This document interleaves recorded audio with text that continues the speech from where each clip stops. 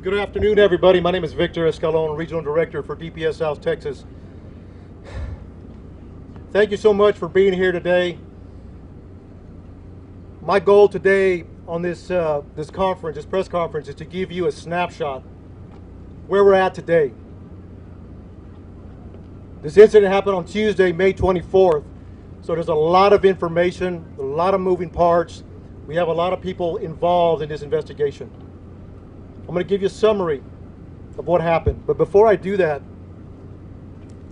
I was able to make it here during the event on May 24th. Same with a lot of other law enforcement officers that came to this event, this critical incident. I got to see the victims, I got to see the officers, I got to see the community members. It is so hard. It's hard to take. It's traumatic.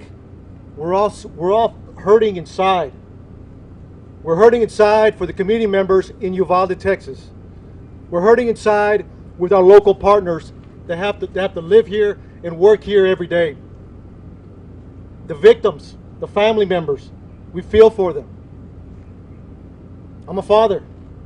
I can't go home tonight and hug my kids. That hurts.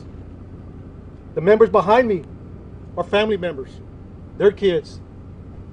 It's tough.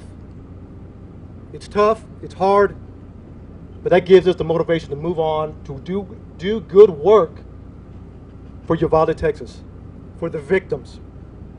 We speak for the victims, and we take that dearly. Before I get started, Texas Rangers are leading this investigation, but we can't do it alone. We cannot do it alone. We have ATF, FBI, CBP, Border Patrol, Uvalde County District Attorney's Office. The list goes on and on and on. But the agencies I told you are the main ones that are assisting with this investigation. We want to know what happened, recreate the scene.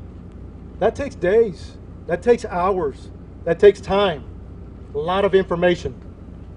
Then we have to do a lot of interviews.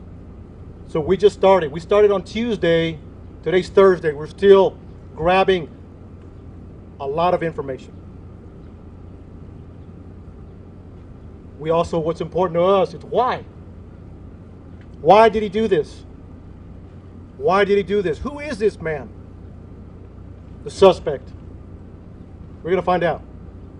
With all the different agencies that are involved, we're working every angle that's available.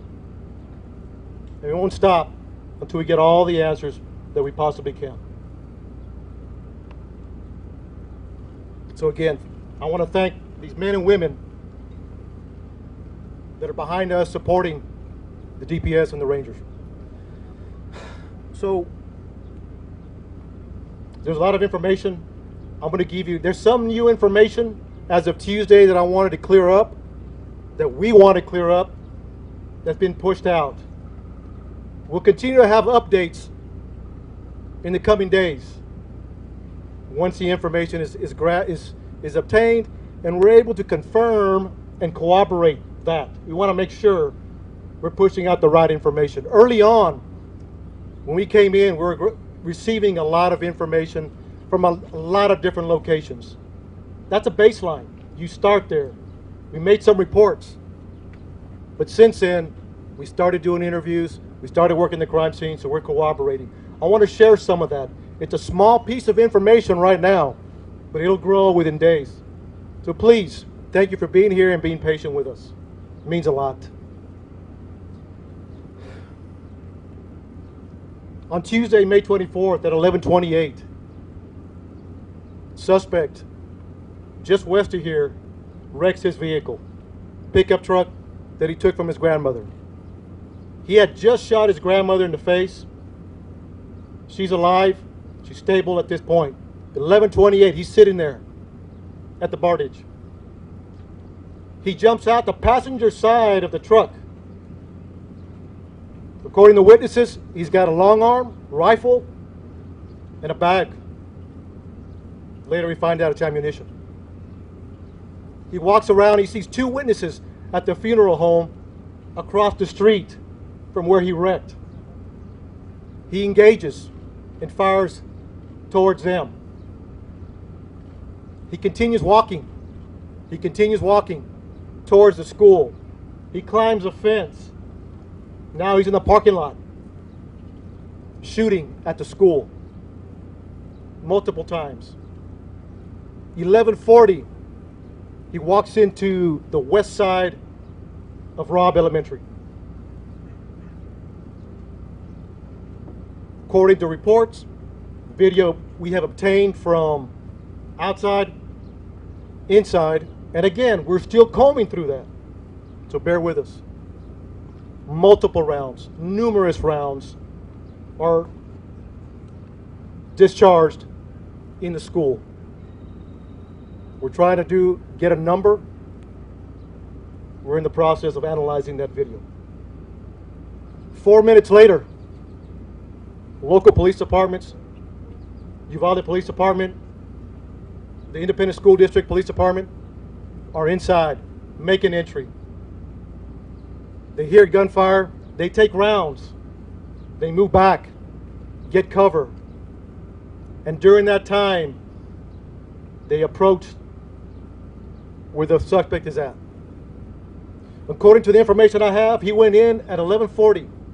He walks, and I'm going to approximate 20 feet, 30 feet. He makes a right. He walks into the hallway. He makes a right, walks another 20 feet. Turns left into a schoolroom, into a classroom that has doors open in the middle. Officers are there, the initial officers, they receive gunfire. They don't make entry initially because of the gunfire they're receiving. But we have officers calling for additional resources. Everybody that's in the area, tactical teams. We need equipment. We need specialty equipment. We need body armor. We need precision riflemen, negotiators. So during that time that they're making those calls to bring in help to solve this problem and stop it immediately, they're also evacuating personnel. When I say personnel, students, teachers. There's a lot going on. A lot complex situation. They're measuring. Approximately an hour later, U.S. Border Patrol tactical teams arrive. They make entry, shoot and kill the suspect. But you also had a Zavada County deputy and Uvalde Police Department that made entry and killed the suspect. Immediately, numerous officers. Now it turns into a rescue operation. How do we save these children? How do we save these children? Some made it out. We don't have a hard number yet, but that was a goal. And then continuing, making the area safe, continued. It's a lot of moving parts afterwards. But during, they were taking gunfire, negotiations, and developing a team to make entry to stop them.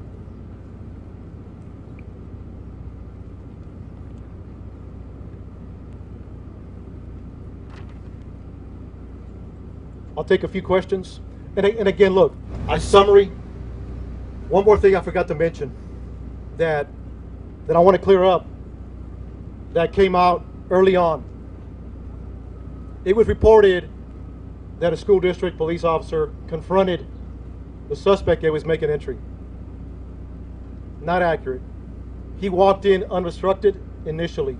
So from the grandmother's house to the bar ditch to the school, into the school, he was not confronted by anybody. To clear the record on that. 4 minutes later, law enforcement are coming in to solve this problem. So, Director, how is he able Step to by. take action? So, just want to clear that up. That's very important. And again, this will happen as we move forward. So thank you. I'll take a few questions. How was he able to get in if it was a school that's supposed to be locked during the school day? So right now, during the investigation, it appears it was unlocked. So we're going to look at that and try to corroborate that as best as we can. You know why? How many gunshots were If there? you know why he was unlocked? I do not. Hey, please, one at a time, and we'll address as many questions as we can. So let me finish this question. One at a time, announce your name and announce your network, okay? Let's be respectful, please. My name is Josh Margot, and how do you know why it was unlocked? So Josh, thank you for the question. So right now, it appears it was unlocked. Like I said, it goes back to the investigation. It takes time. We will find out as much as we can why it was unlocked, or maybe it was locked. But right now, it appears it was unlocked. So thank you. Tony Nicole. Yes, sir. Tony Nicole. You say at one point when he was inside there, among the things you were attempting negotiation, was he responding to negotiation? And in that period of time, was there continued gunfire? So during that time, right now, according to the information we have, the majority of the gunfire was in the beginning. In the beginning. I say numerous, more than 25. I mean, it was a lot of gunfire in the beginning. During the negotiations, there wasn't much gunfire other than trying to keep the officers at bay. But that could change depending once we analyze the video. But right now, according to the information, he did not respond. Tom Yamas with NBC News. My question is this: was there a school officer on campus, and was that school officer armed? Because that's what we've been told. So at this time, no. No, there was not an officer readily available, armed. No. Was there an officer? No, nothing. I can't answer that yet. I'll circle back with you again. As we do that investigation, we have all these questions we want to answer. So, but I'll get back with you, sir. There was a 12-minute gap. There's a 12-minute gap from when he crashes his truck to when he enters the school. 12 minutes. What happened in that 12 minutes? So you got to understand, 11:30 is the information we have at this point that we can confirm. 11:30 a.m. the PD we got a crash and a man with a gun. And then you have responding officers. That's what it is. If it's 12 minutes from 11:30 to 11:40, that's the information we have right now. Look, at the end of the day, our job is to report the facts and have those answers. We're not there yet. Over here. When was the first 911 call to officials? When was the first 911 call? Say it again. When was the first 911 call to officials? How long So- did it take to respond to the scene? So right now, the first 911 calls at 11:30. I will get the time what it took to respond. So we'll have that answer. Yes. Gone in before an hour lapsed. Could. There's a lot of possibilities. There's a lot of possibilities. Until we receive an interview, because there was numerous officers at that classroom, numerous. Once we interview all those officers, what they were thinking, what they did, why they did it, the video, the residual interviews, we'll have a better idea. Could anybody have gone there sooner? You gotta understand, small town. Yeah, people from Eagle Pass, from Del Rio, Laredo, San Antonio responding to a small community. Based on the information you have so far, sir, should the officers have gone in sooner? Should they have waited for those tactical teams, or should they have gone right in? That's a tough question. Again, it goes back, our job is to report the facts. Report the facts, and later we can answer those questions. Based on what you know so far, should those officers have I don't have enough information to answer that question just yet. So, one more question, please. Is it accurate that eyewitnesses and potentially parents of the students were urging the police to go in while you were waiting for a tactical SWAT team, even that some parents were asking to borrow police armor so they could make a counter-assault on the school? I have heard that information, but we have not verified that yet. So, What part haven't you verified? we have not verified is that a true statement or not, or is it just rumor out there? So you got to understand, we're getting a lot of information we're trying to track down and see what is true. We want to vet it. That's all I have for questions. Thank you so much.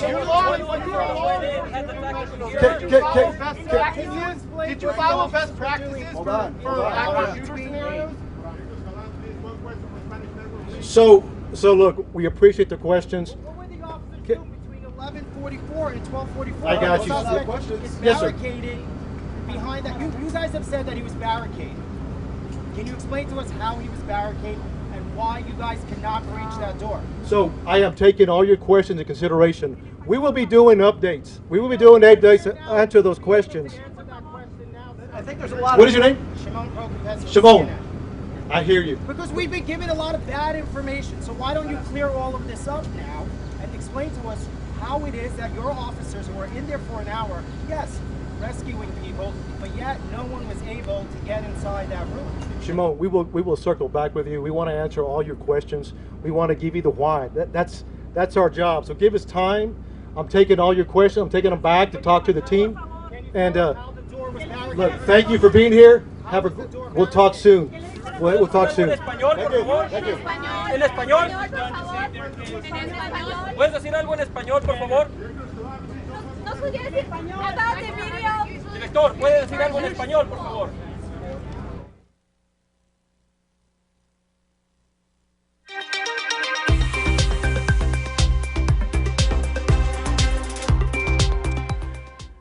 Thanks for sticking with us here on KXAN Live. Will Dupree in the KXAN Live studio. There we heard from a Texas Department of Public Safety official sharing an updated timeline about what unfolded there at Robb Elementary School in Uvalde, Texas. He said that it took an hour for a tactical team to get there from Border Patrol, which was finally able to kill the suspect who was barricaded inside a classroom. He reiterated that, yes, that may be frustrating information to share right now, but they are trying to collect other details to be able to put a full picture together. As we watch the media there, a lot of questions still left to be answered after that briefing today. We also heard from a clarification there from DPS that there was no officer on campus at the time. That information had been reported earlier that indeed someone was there and confronted the suspect. That is inaccurate now. What DPS is saying is that the suspect was able to gain entry into the building on the west side, and it took about 4 minutes after that for officers to first arrive. According to DPS, the suspect began firing at the officers who responded, which included those from the school district and the Uvalde Police Department. Then an hour later, a tactical team went in with Border Patrol and finally took out that suspect, who has been identified as an 18-year-old man who lives in the community there. A lot of questions have been popping up about that police response, the delay. Many videos are out there. We are looking into those right now, and we'll continue to press for answers about why there was that delay when so many seconds counted in this situation. A few minutes before this press conference began, though, we did get a statement from the Uvalde police chief, and I want to read that in full now, or at least in part. The full statement can be viewed on our website, kxan.com, so I will send you there if you'd like to see the full statement from the Uvalde police chief. But let's start right here, speaking to the concerns about the police department's response. Police Chief Daniel Rodriguez wrote, quote, "It is important for our community to know that our officers responded within minutes alongside Uvalde CISD officers. Responding UPD officers sustained gunshot wounds from the suspect.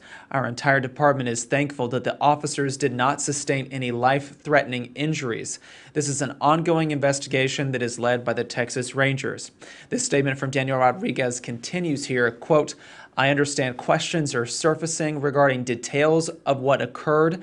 I know answers will not come fast enough during this trying time, but rest assured that with the completion of this full investigation, I will be able to answer all the questions that we can." One more part of the statement to read here from Uvalde Police Chief Daniel Rodriguez. He says, quote, "I know words will never ease the pain that we are suffering, but I hope you will join me in taking some solace in knowing that the pain comes from the fact that we all have such deep love for all the victims who have been taken from us, those who are recovering, and those who only time and love will continue to heal." As we just mentioned there, the Texas Rangers are handling the investigation at this time into the response, along with a number of other agencies. We, of course, have many answers to continue to push for, so please stay with us as we work with law enforcement to try to get those questions answered, particularly about why it took an hour for that tactical team to finally go in and take out the suspect who was barricaded inside a classroom. We do know that 19 children and 2 teachers died in this shooting, and we will direct you to our website for more full, continuous coverage of this Uvalde tragedy that played out there at an elementary school. We want to thank you all again for watching our stream. Any other updates that will come today, we will bring you to those on KXAN Live, on Facebook, and our website, and our social media apps. So please stay with us, stay updated, and we will see you again. Take care, everybody.